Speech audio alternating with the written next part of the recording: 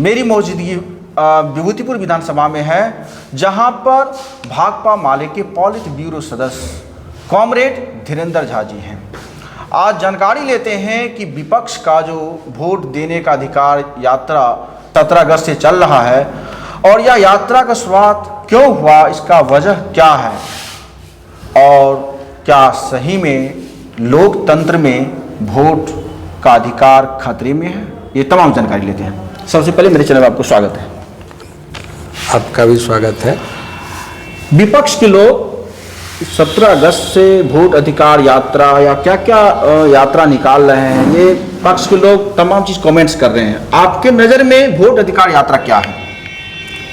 Vote चोर गद्दी छोर, चुनाव चोर गद्दी छोर, ये नारे आज पूरे देश में गूंज रहे हैं और बिहार में SIR के नाम पर मतदाताओं के वोटिंग राइट को छीनने की कोशिश हो रही है।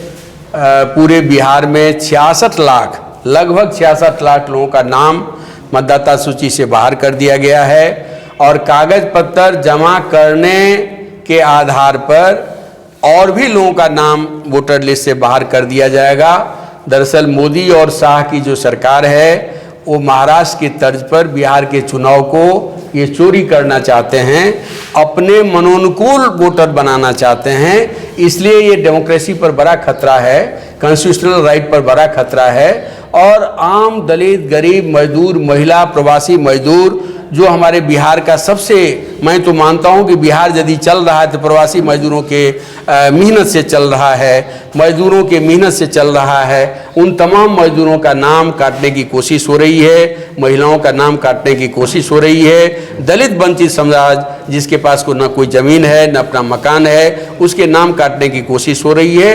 इसलिए वो बड़ा सवाल है और इसीलिए पूरे इंडिया अलायंस ने बड़ी ताकत के साथ कल सासाराम में 50,000 लाखों लोगों की भीड़ के साथ एक बड़ी सभा हुई और वहां से यात्रा निकली है। राहुल गांधी हैं, तेजस्वी यादव हैं, भाकपा माले के राष्ट्रीय महासचिव दीपंकर भट्टाचार्य हैं, सभी दलों के सभी लीडर लोग हैं और पूरे बिहार में वो यात्रा एक आंधी के रूप में चल रही है। मिथिलांचल जब ये यात्रा पहुंचेगी तो मंजू जी, मैं खुद भी और हमारी पार्टी के पूरे मिथिलांचल कोसी इलाके के जितने लीडर्स हैं, हम सब लोग उस यात्रा में शरीक होंगे और इस यात्रा को मुकाम तक पहुंचाएंगे।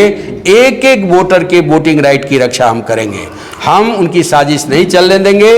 बिहार में आंधी चल पड़ी है, बदलाव की आंधी है, ये सरकार जाएगी और महागठबंधन की सरकार बनेगी।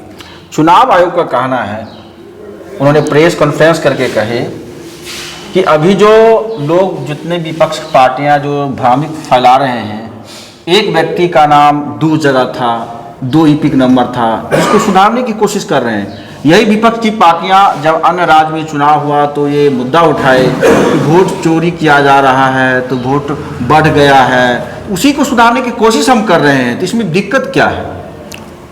कल तो आप लोगों ने चुनाव आयोग का जो प्रेस कॉन्फ्रेंस था उसमें देश के बहुत चर्चित पत्रकारों ने साफ तौर पर कहा कि महाराष्ट्र में 18 साल से उम्र के जितने लोग हैं उससे ज़्यादा वोटर बन गए हैं।